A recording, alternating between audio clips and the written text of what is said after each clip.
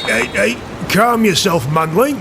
It's just me, the only other thing around here that ain't trying to kill you. Aye, I've repaired the ship. I'm just tired and cold. Oh, let me just warm my hands by the fire before we set off. The waters out there are colder than this. I should know. Oh, Valea, I do know. Say, you told me how you ended up here. But I suppose you yourself would like to know how I got here. But I'll stop you there. Of course you do. I can see it in your eyes. There's no trog, so I'll fill the camp with a doughy tale. As true and honest as the Dammer's Cron. A tale on how I, Snorri Vengesson, ended up in this freezing, faithless place.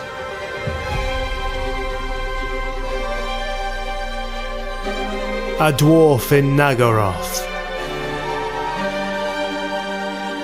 An original Warhammer fantasy story. Narrated by Adam Marl.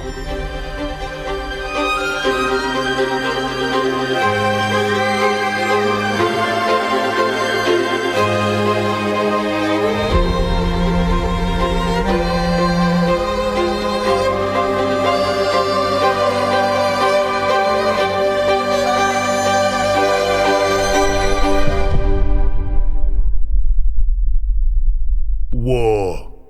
That is where it all started, like most stories with our race. We heard rumours that nearby a band of dumb Groby tribes had been gathering under one even dumber Groby, who was already marching north from the Badlands to take our homeland, Barakvar. Let them come, my shield brethren and I said. The moment they'd massed their ships at our mighty dock, we'd just chuck them back into the sea, like we'd done countless times before. But our king was not one for risks, and besides, with Barakvar being the centre for trade between the Empire and just about anywhere else, well, it'd just be bad for business to have a band of Waziks hollering at our door. So, the king sent a detachment of warriors, engineers and a score of ironbreakers to march forth from our warm hearths and into the Badlands to locate a fleet of shoddy barges that scouts reported were the vessels the Groby had begun building. We were 500 strong, which was more than enough to disable and destroy whatever joke of a ship these Badlands scum were making. I myself was in this army. I was one of the Ironbreakers.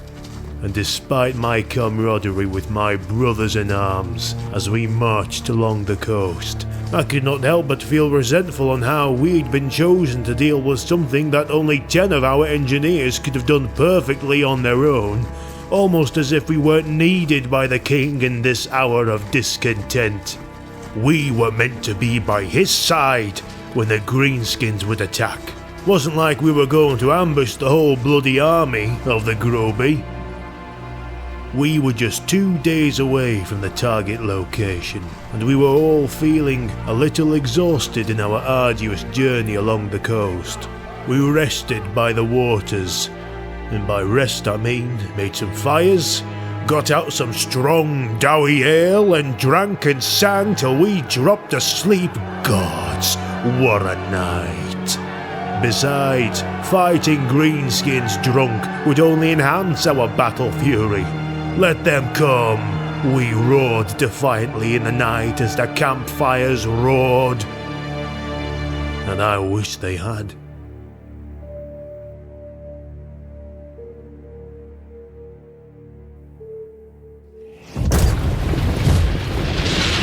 It was at dawn when we began awakening to the sound of screaming and the smell of blood.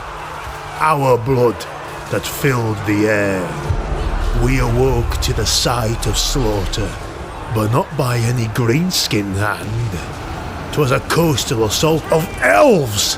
And these weren't the prancing pansy pointy-head lot neither, but different. These ones didn't hide their true selves beneath unicorns and song. They were the so-called Dark Elves. We didn't have time to form a shield wall, because cloaked, hooded figures were still in bloody work, slaying our sentries who had not even had the chance to signal the alarm. And then riders mounted on savage reptiles broke our defences like it was parchment. Their spearmen behind them mercilessly slew our kin, injured from the shock cavalry. Within moments, half our forces had been decimated. That's when their swordsmen ran, rushing up the coast to finish up any resistance in the camp. Poor lads didn't stand a chance. I'm no slayer, destined to find death in battle, and neither were my remaining brothers in arms. We scattered and fled the camp, shouting that we'd run back to Barakvar and seek vengeance against our ancient foe for their slight against us, all whilst the screaming of our kin echoed throughout that bloody morning.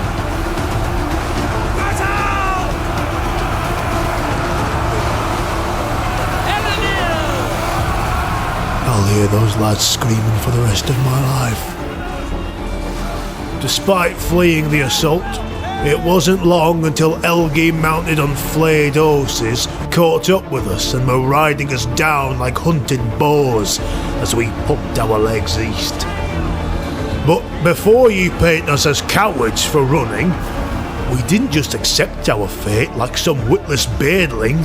Nay, we were still ironbreakers and warriors all. And as these knife-feared bandits rushed us, each of us fought with the fury of 10 slayers. By Grimnir, we made sure we'd take down as many as we could before we met our death.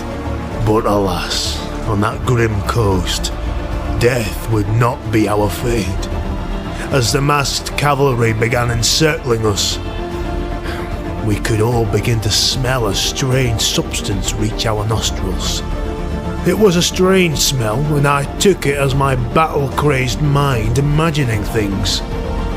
But as the smell grew, thoughts of calm began to wash over me, and in the face of these Elgi, I could not help but laugh hysterically as they circled me. And the moment we laid down our axes and rolled about on the floor laughing or sighing or simply sleeping, the last thing I recall is hooded figures approaching us with the calmness of a predator who knew that they'd won. The only good elf is a dead elf. That saying was never more powerful when I woke up to the soaring sting of a whip on my naked back, waking me up from my drugged stupor as the offender simply laughed at my surprise. My wrists had been manacled, and I had been stripped of my armour and all clothing save for my breeches, and I found myself swaying in a metal cage hanging from the grate of a ship's lower deck. I wasn't alone. Ungi, mostly from the southern realms, gave me strange glances as I growled awake from the lash. By the ancestor gods, they looked like ghouls when I saw them. Emaciated they were, with scars old and new on each and every one of them.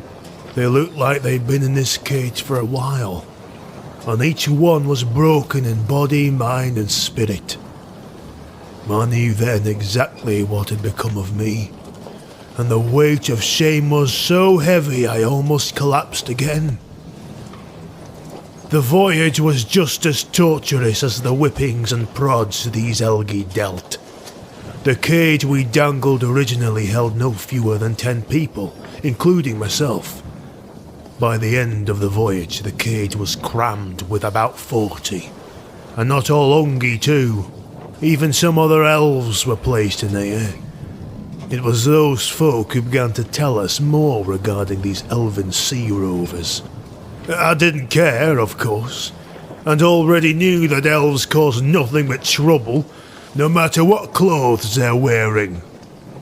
We were fed mouldy bread or half-eaten food that was tossed from above the grate and into our cage, where we fought like animals to claim them.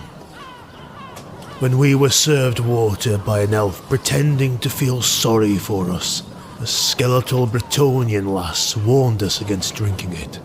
She said it was because it was mostly just salt, so they could watch us become more thirsty and beg for water.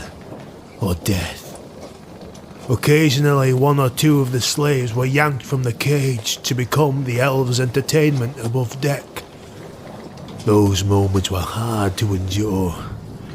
To hear the scream of those people, Elgi and Ungi alike, echoed with the laughter and hisses of those pale-faced knife-ears haunted us all. Everyone squirmed and cried at the sounds from above, as the sentry guarding us below sat there and laughed. Everyone cried but me. I gripped the cage bar so hard my hands started bleeding and locked my eyes with his, whilst my teeth clenched to stifle the hurl of 1,000 insults. But all he did in response was laugh right back in my face, knowing that whatever I felt meant less than nothing to this sickening lot. And what's more, he knew in time that my will would break, no matter my grudge. He was almost right. By the end of the long voyage, I was so starved, sober, and felt so weak from the lack of food and hygiene. I felt my courage, strength, and all thoughts of returning home to Baragvar fade into bleak, numb futility.